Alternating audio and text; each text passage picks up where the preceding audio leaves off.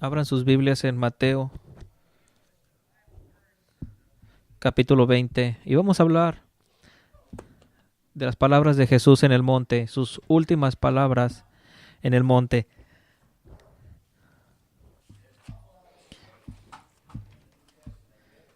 Hay mucho espacio en el Nuevo Testamento a este tema de la destrucción de Jerusalén.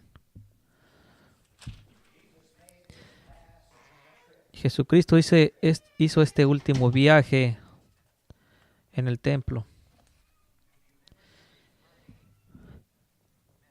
para dar estos mensajes en los capítulos 20, 21, 22 y 23. Inclusive capítulo 24, que no vamos a entrar mucho. La siguiente semana esperemos que sí. Un gran tema de revelación tiene que ver con la destrucción de Jerusalén y la bestia, el último profeta. Mucho espacio es dado a este tema. ¿Y cuánto tiempo hemos gastado en él? Porque debe ser importante, ¿verdad?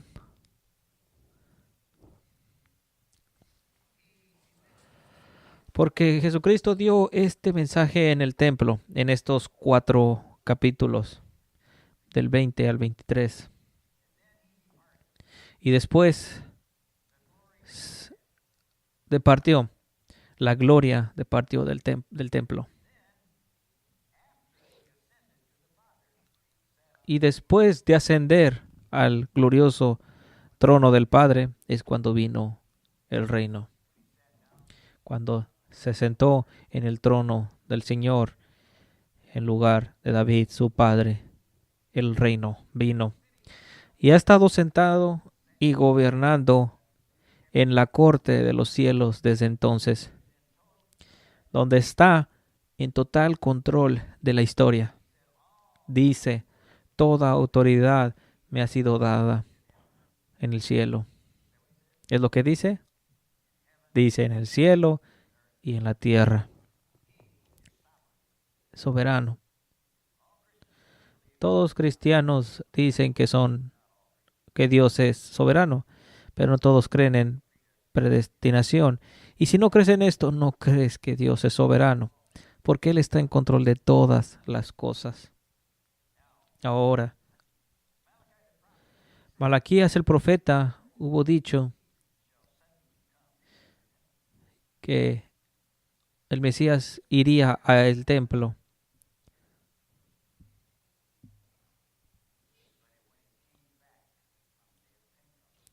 Y cuando regresó en el día del Pentecostés, regresó de repente, así como dijo el profeta, así como un viento vino a su templo, que es la iglesia, en el día del Pentecostés.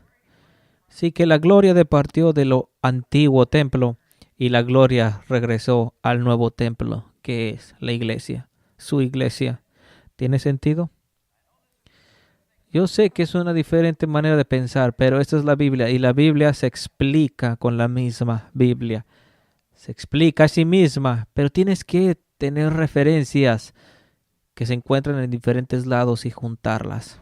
Ahora, vemos que Jesucristo nunca fue un antisemita al hablar de los judíos. Esas palabras duras en estos 4 capítulos en contra de ellos no significan de que él era un antijudío o un antisemita.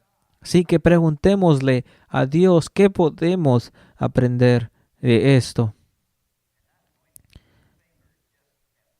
Y no apuntemos solamente a los judíos, pero apuntemos a nosotros mismos. Porque aquí tenemos esta fotografía de pogrom. Todos podemos decir esta palabra, pogrom. Un pogrom es una masacre a los judíos. Tenemos aquí esta tierra, matados por los nazis. Y es una masacre entonces a cualquier grupo étnico. Y en los tiempos medievales, los cristianos inclusive cometieron esto en contra de los judíos, porque decían, ustedes mataron a Jesucristo. Qué actitud tan perversa, ¿no es así? Así que gente que hace esto realmente no pueden ser cristianos de verdad.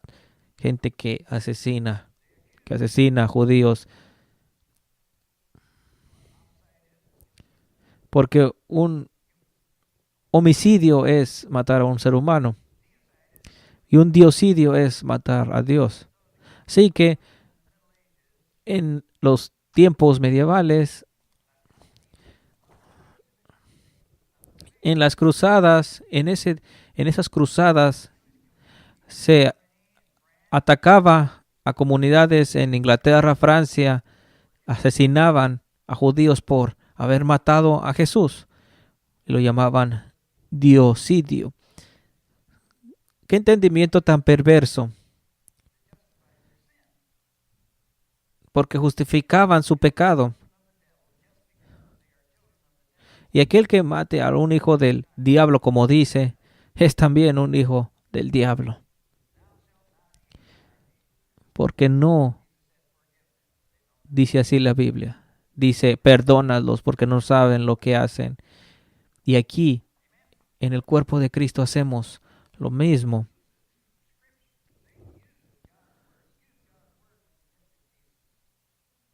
Y Satanás usa la misma razón al tentar a Jesucristo. Lánzate porque está escrito, ¿no dijo que Satanás? Siempre ha sido una interpretación satánica de las escrituras. Y Jesucristo ha utilizado estos capítulos para ese propósito, explicarnos. Y Dios provee comida espiritual para creyentes. Porque un hombre humilde se lo aplica a sí mismo y no está jugando el juego de culpar a alguien.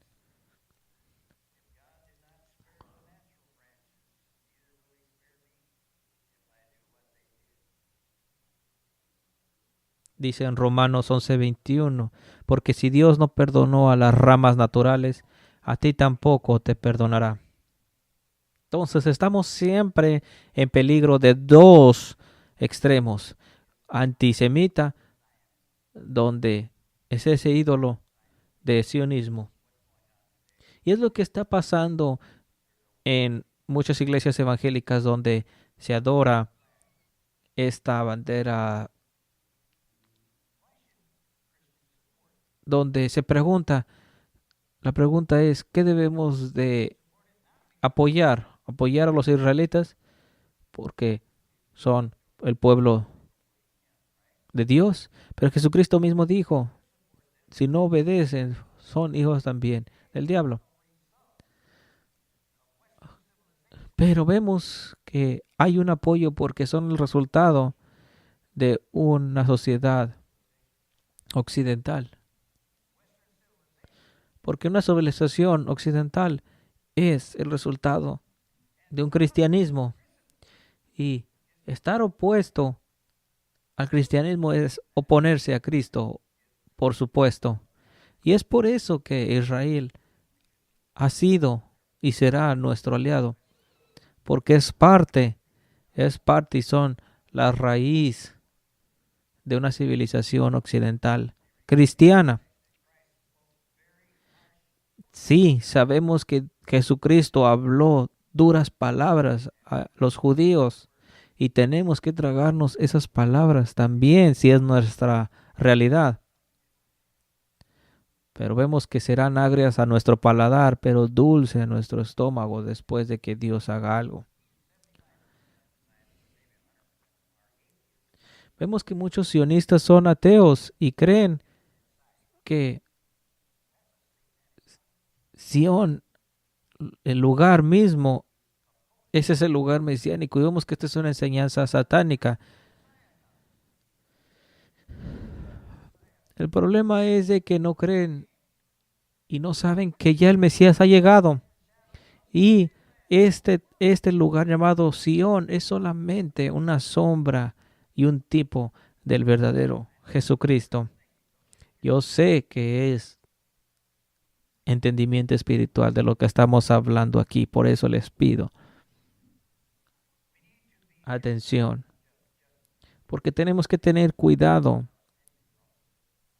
de un juicio injusto.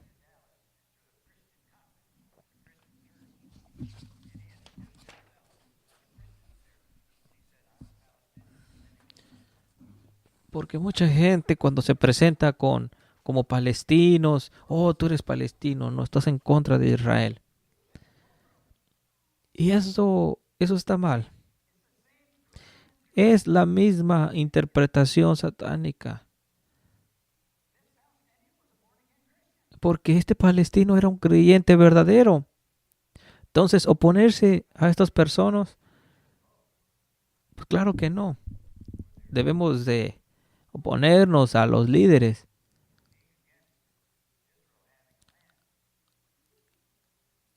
Cuando tienen argumentos como no deben de tener tierra los israelitas, claro que no debemos apoyar esto.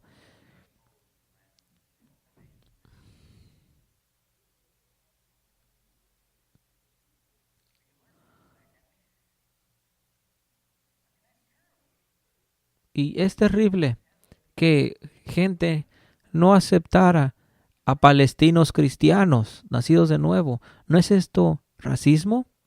Tenemos que tener cuidado. Así que vemos que Jesucristo se dirigió a Jerusalén por última vez cuando fue crucificado y habló duras palabras en contra de ella. Pero no seamos infantiles, carnales. Vamos a aplicar esto a nosotros mismos y preguntarnos qué podemos aprender. Crezcamos, seamos adultos y no hablemos nada más de los judíos, porque podemos estar calzando el mismo zapato, porque estas parábolas escritas en estos 4 capítulos y lo que dice en capítulo 24 da mucho que hablar para mentes infantiles, pero también da mucha comida madura, porque primero habla de los trabajadores en la viña y vemos que nuestro pastor Ernesto también predicó de esto y vemos que el dueño de la viña, ¿quién es el dueño de la viña? Dijimos, Dios es el dueño y esa viña es el reino de Dios. Y en la mañana vemos que algunos fueron contratados para trabajar desde la mañana y acordaron, estuvieron de acuerdo. Y otros hombres fueron contratados a la mitad del día. Y se les dice, les pagaré lo que es justo. Al final del día les paga a todos lo mismo. A aquellos que trabajaron todo el día fueron pagados de la misma manera que aquellos que trabajaron la mitad y que dijeron, oye, esto no es justo. Pero no se les dijo, no, no estuviste de acuerdo de esto, o pues sí, ¿verdad? ¿No les parece, no les parece que sea yo generoso con los otros? ¿Quiénes son aquellos que trabajaron todo el día?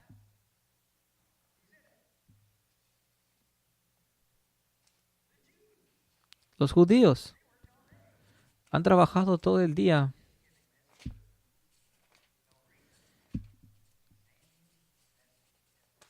porque recuerden, está dirigiendo el mensaje a los judíos. Antes de Abraham o desde Abraham y aquellos que solamente trabajaron por una hora. Los gentiles, pecadores. Y hay muchas maneras de aplicarlo, claro, como Ernesto lo ha explicado también. Porque la palabra de Dios tiene muchas capas. La sabiduría de Dios tiene muchas capas.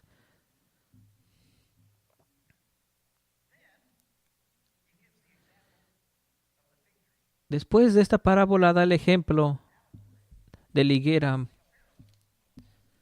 y es también una parábola y está dirigiéndose al templo.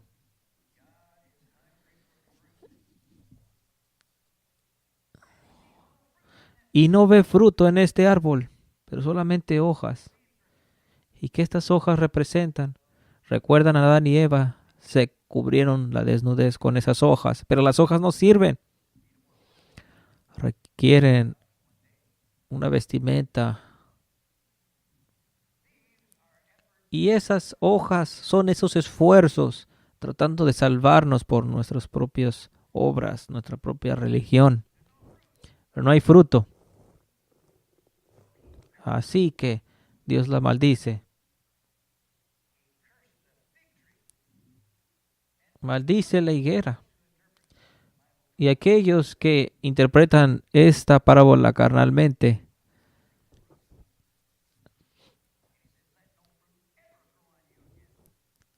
pero le está diciendo a Jerusalén que no haya fruto más en ti. Nunca más vuelvas a dar fruto, Jerusalén. Jesucristo lo dijo. Pudieran reconstruir el templo y aún así no habrá fruto. Porque el verdadero templo es su cuerpo, la iglesia, su iglesia invisible, los creyentes verdaderos. ¿Puedo escuchar un amén? Sí, así es. Aleluya. Porque este es el ejemplo de la higuera.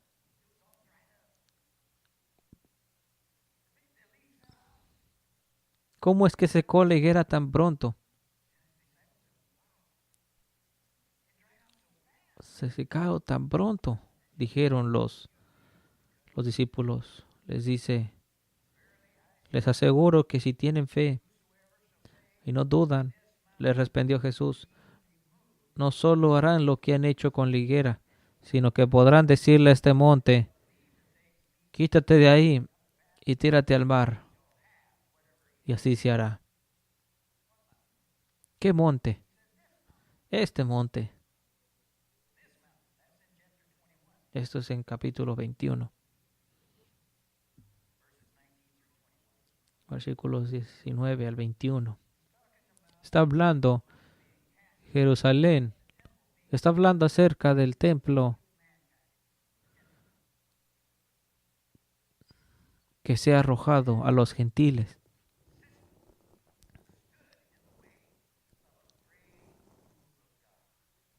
Un gran movimiento de parte de Dios que tenía que tomar lugar.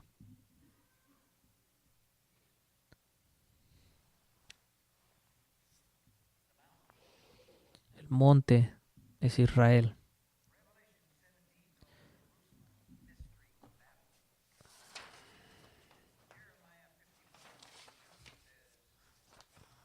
Jeremías 51:42 dice, subió el mar sobre Babilonia, de la multitud de sus olas fue cubierta.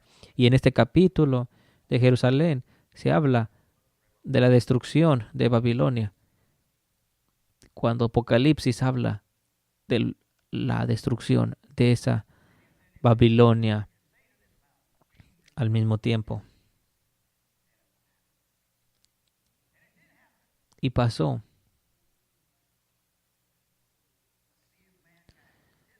Porque el mar es un símbolo de los gentiles, naciones gentiles. El ángel nos dice en Apocalipsis 17 que ese mar es ese símbolo de la tierra, de las naciones, no de los judíos. Recuerden, las naciones siempre habían sido enemigos de Dios.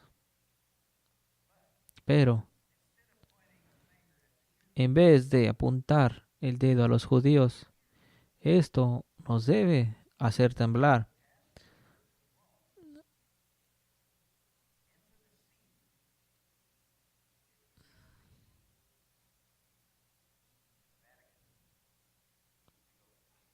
porque tarde o temprano será lo mismo con el Vaticano y la Iglesia en Roma. Dios se deshacerá de todo humanismo y de toda falsa religión si hablamos con fe.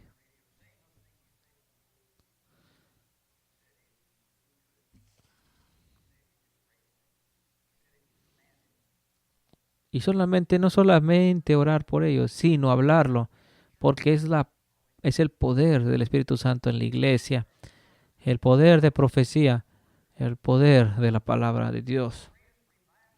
Porque el gran avivamiento que el mundo ha visto está por llegar. No hemos visto nada. Y claro que ha habido avivamientos verdaderos. Aleluya.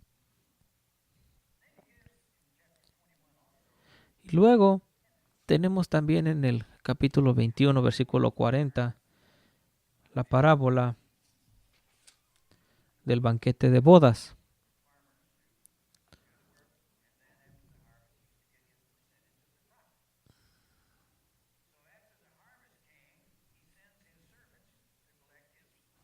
Entonces, se les dice a los labradores malvados que es tiempo de colectar las ganancias.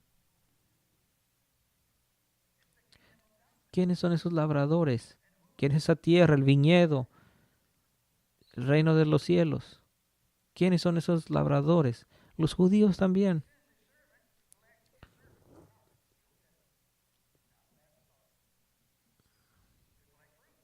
Dice, es tiempo de colectar el fruto. Pero vemos que golpearon y mataron y apedraron a los profetas. Y dice, a mi hijo voy a mandar. Pero no, vemos que también le echaron mano. ¿Qué hará? ¿Qué hará esta persona a estos malvados? ¿Qué hará este dueño de los malvados? Hará que esos malvados tengan un fin miserable, respondieron, y arrendará el viñedo a otros labradores que le den lo que le corresponde cuando llegue el tiempo de la cosecha. Entonces Jesucristo puso en un fin miserable en el 60 después de Cristo y puso ese poder a la iglesia invisible. Si alguien se pregunta cuál es esa iglesia invisible, son aquellos verdaderos creyentes nacidos de nuevo. Así que Jesucristo les dice, hablándole a los judíos, no han leído nunca en las escrituras, las piedras que desecharon los constructores ha llegado a ser la piedra angular.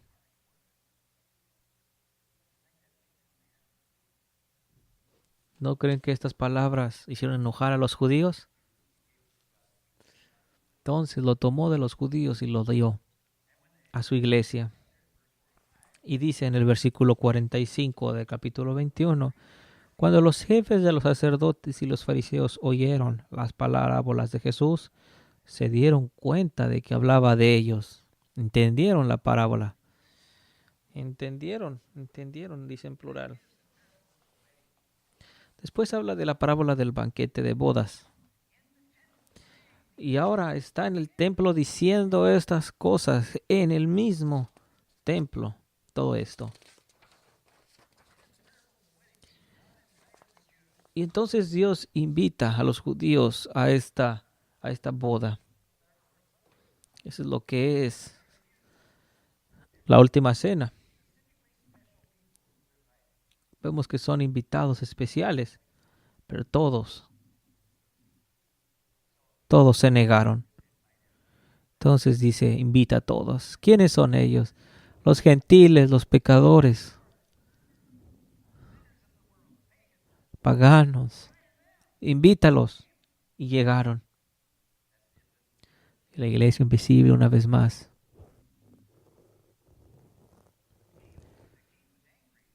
Pero el rey no estuvo nada complacido. Manda a sus tropas y los destruye.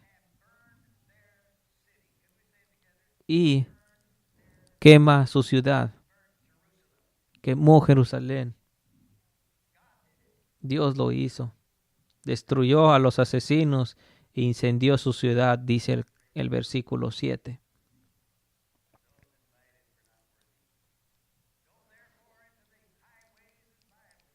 Vayan al cruce de los caminos e inviten al banquete a todos los que se encuentren. Versículo 9. Dios invitó a los judíos, se negaron a la invitación, quema su ciudad y lo quemó en el año 60.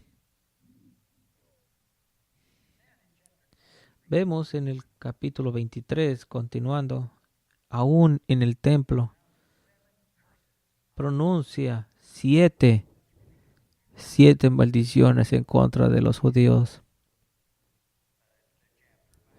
Y termina en el capítulo diciendo que Dios los va a enjuiciar en esa misma generación.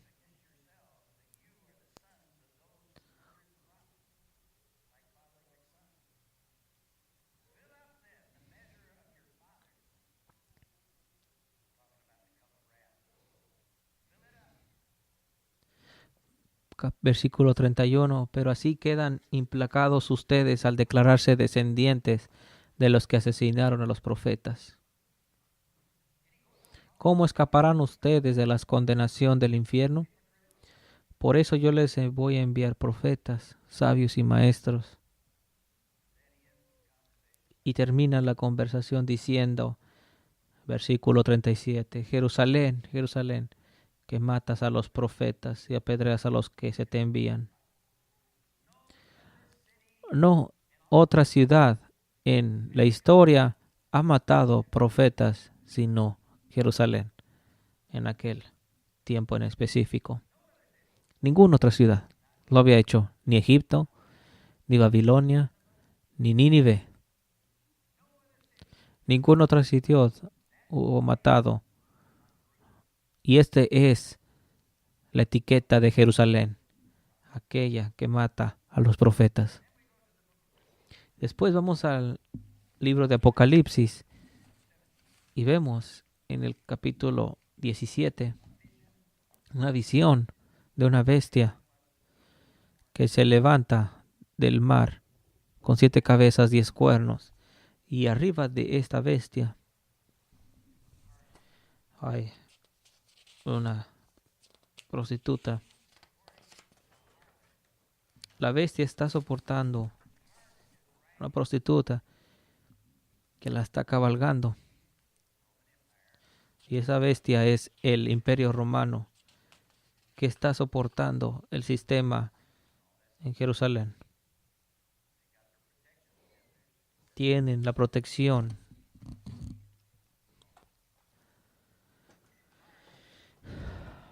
Y la prostituta Dios la llama. Dios Jesucristo los llamó de esta manera muchas veces en Oseas. Porque lee Oseas, lee Jeremías, Isaías. Y Dios se divorcia de ellos.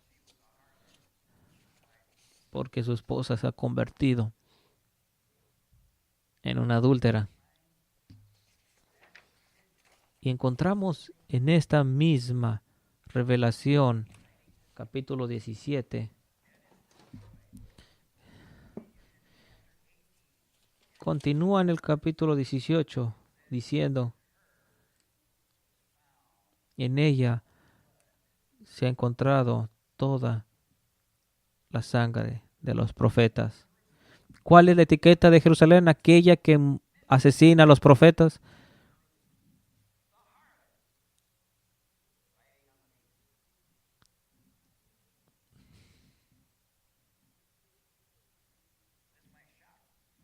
Esto será impactante para algunos, pero la Biblia no es difícil de entender.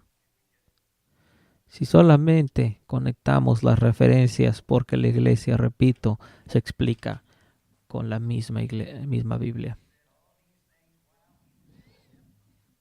Dice, todo esto fue dicho mientras estaba en el templo. Y dice, mirad que la casa está para ser desolada.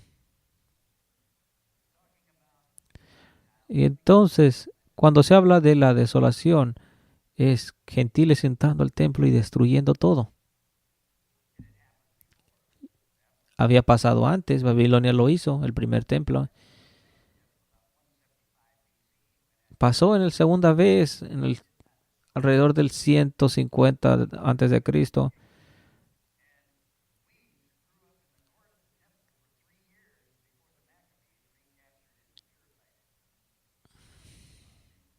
donde hubo otra desolación.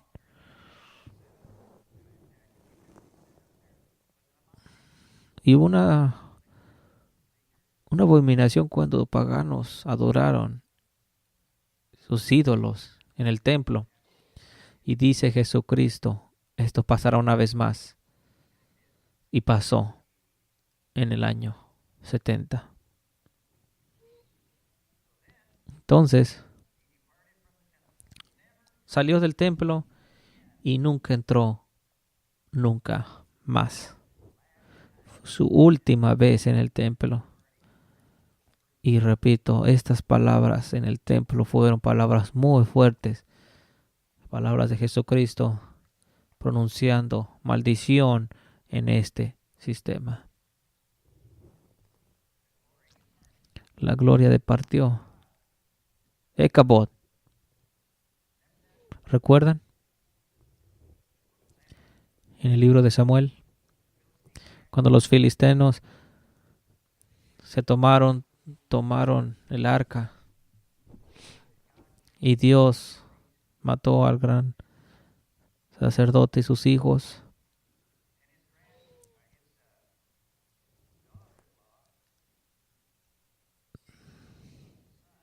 Donde se dio a luz a un hijo y lo llamó Ecabod, porque la gloria de Dios había departido. Y cuando Jesucristo salió del templo, dejó el templo. ¿Por qué no dice nada más dejó? Porque el Espíritu Santo nos está mostrando algo. Donde se dice departió en el Antiguo Testamento. La gloria departió, porque Jesucristo es la gloria de Dios y departió del templo. Pero gracias a Dios que la gloria regresó al verdadero templo en el Pentecostés, donde más de 100 discípulos se juntaron en oración.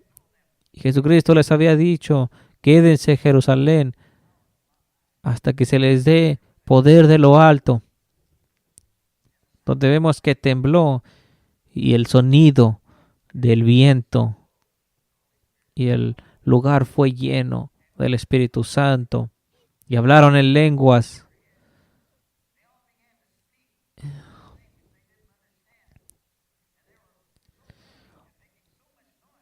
Haciendo tanto ruido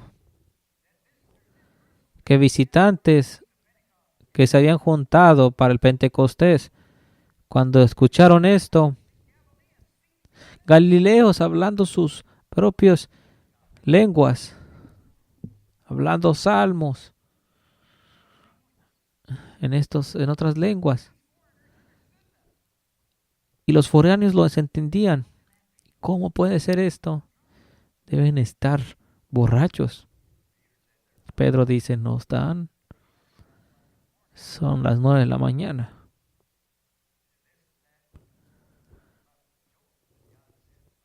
Esto es lo que dice Job. En aquellos tiempos derramaré mi espíritu, donde hijos y hijas profetizarán.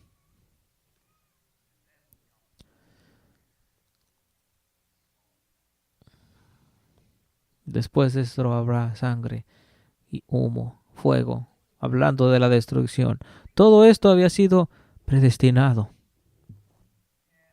Déjame preguntarte, si algo está predestinado, ¿alguien lo puede detener?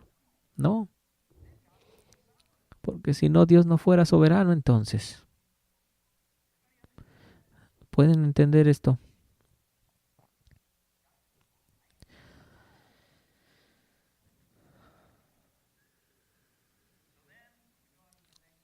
Así que llegamos al capítulo 24, donde Dios sale entonces del templo y sus discípulos se preguntan, ¿cómo, cómo podrán estos grandes bloques ser derribados? Son una de las grandes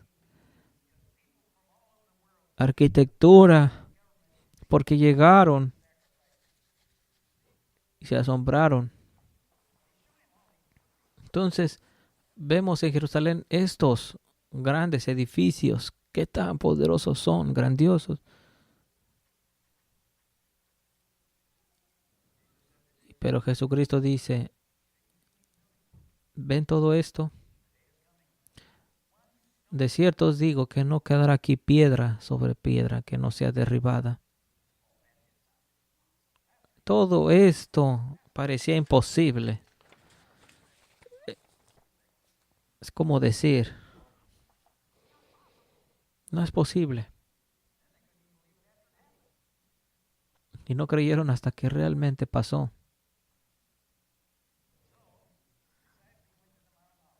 Así que fue al monte de los olivos. ¿Recuerdan? Los discípulos lo toman, tal vez 3 o 4, no sabemos. Dice, dinos, ¿cuándo estas cosas serán?